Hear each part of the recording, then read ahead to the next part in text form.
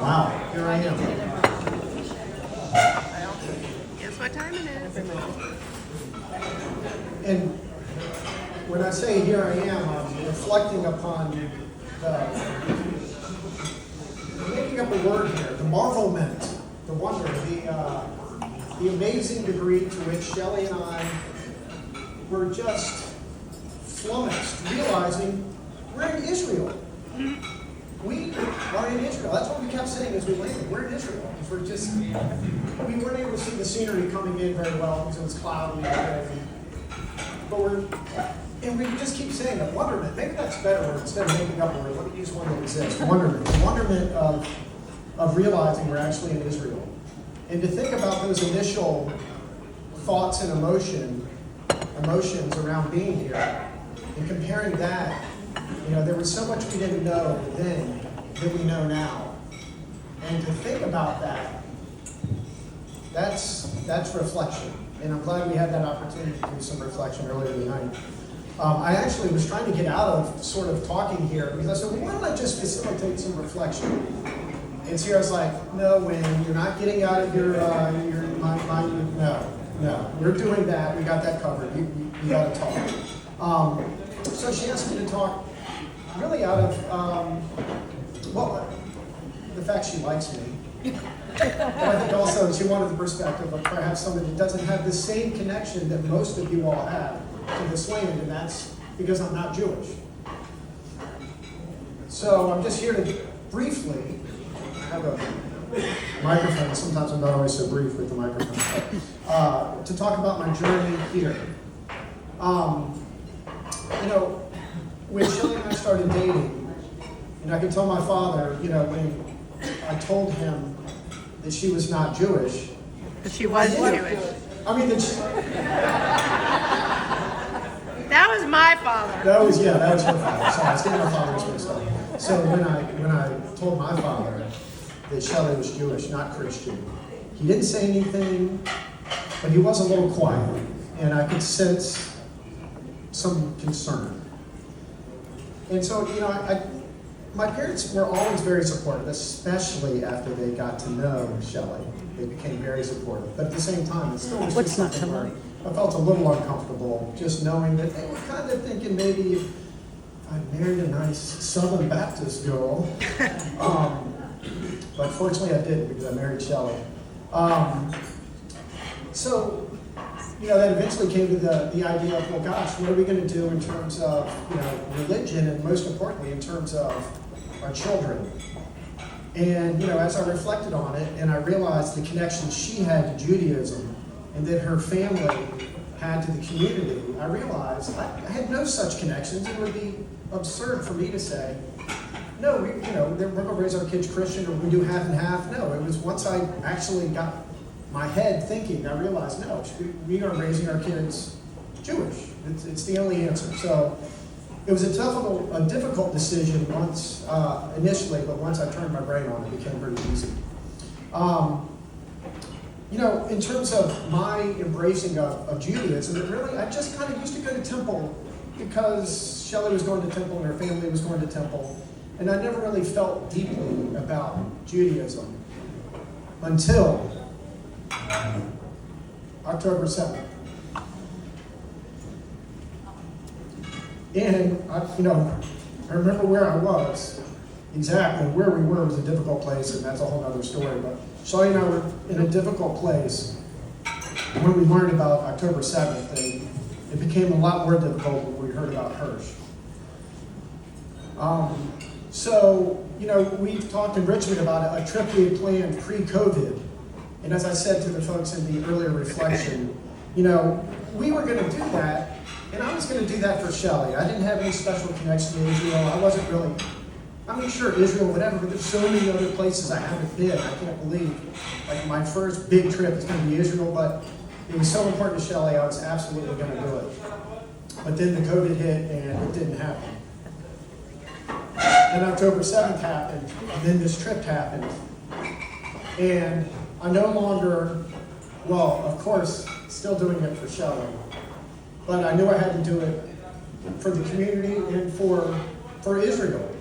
Because I knew they needed support from us, we Americans. They needed our support. And I knew that, barring them canceling the trip, that we were going. There was no possibility that Shelley and I were going to decide in and of ourselves not to go. So,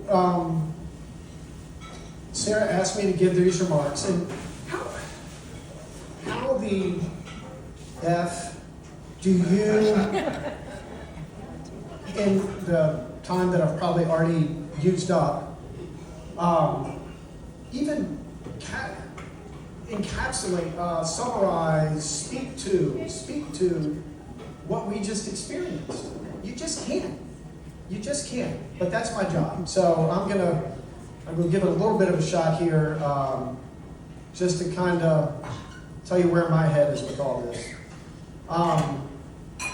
When I thought, well, what am I going to talk about? Well, let's talk about feelings. And we can all see. I can still cheat a little bit. I can, at least in your heads, have you think about some of the things I'm going to say just now, and see if they resonate. Because let me tell you what I felt this week. And you think about what you felt this week. Anticipation, happiness, joy, wonder, dread. It's like talking about our trip. Can't even think about it, breakup. So dread, yes, I had dread, but I'm so glad I did it. Pain, deep, searing pain. Sorrow, anger, frustration, empathy, sympathy, gratitude, admiration, thankfulness, togetherness, the little edit I just did, connected, all of us, together to this land, to this nation. And I have to say, the one thing I haven't felt, hungry. Well, I was a little, I made a remark. I was like, guys, I have this weird feeling in my stomach. What is it? Can somebody help me? So, this may not resonate with our Israeli friends as much, or perhaps the non-sports people as much, but Jimmy Valvano, a famous college basketball coach, gave a speech. He could barely, this makes me cry, much less talking about it in Israel. He was dying of cancer, and he was receiving an award, and he had to be helped to the stage, and he got up there, and he just, it's funny as that. Maybe this is going to happen too. They said, you're going too long, you're going to have to stop. And he basically told them to, that's not happening. But the one quote, the lasting quote from that speech, what really, when people think of Jimmy Valvano, they think of this. And I think it perfectly summarizes what we've experienced this week. He's talking about perfect day. If you're really going to live, this is what you have to do. You have to laugh, you have to think, and you have to cry. That's a full day. And I'd say we've had 8 very, very, very full days. And I've already gone on too long, so maybe I'm just going to cut this a little short. But I did want to say, all of that was just going to be, that was all supposed to be the prelude to what I was going to talk about. But clearly, I've talked too long, so I don't want to overdo it. But I do want to share this scaled down version. It's like, I was thinking, what am I going to talk about? So I figured, well, let's cheat. But really, I'm just cheating off myself, and I'm cheating off the note I left in the Western Wall. And I don't know if you're supposed to share what you put in the Western Wall or not, but I'm going to do it. I wrote that I was praying for healing, hope, and humanity. The healing part was mostly personal, because we've got some sick family members, some very, very sick family members. But of course, healing for the people and for this nation. And then the hope with, paying very, very close attention to what was going on with her and listening to Rachel and what she had to say, and that just the beacon that she was to this nation, to the people of the world. And despite all of her pain, the one thing that every time she spoke came through was hope. Her words always ended in a message of hope. So that was a no-brainer. And then humanity, that honestly was just aimed at the monsters that we know are out there. But more importantly, it was aimed at the people who support them. Where's your humanity if you can't see right from wrong? You have no humanity. And that's what I was hoping, or that's what I was praying for there.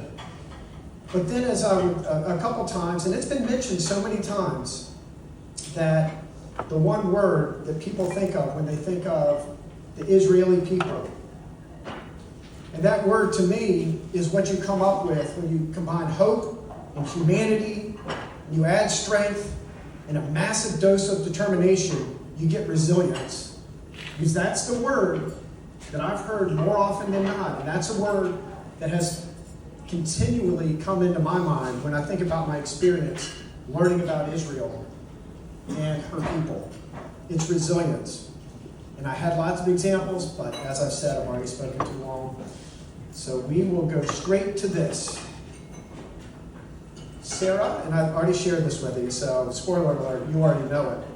But when we're talking about last night, and we're talking about bearing witness, and bearing witness, there's pragmatic ways to do that, and really just need to, I think, in conversations, you need to think about a core message that you need to relay to people for them to understand. And there's so many things that we need to help people understand about Israel and the wonderful people who live here. But to me, the core message and what I'm taking away from this trip is that Israelis are an inclusive and diverse people who reject hate and embrace love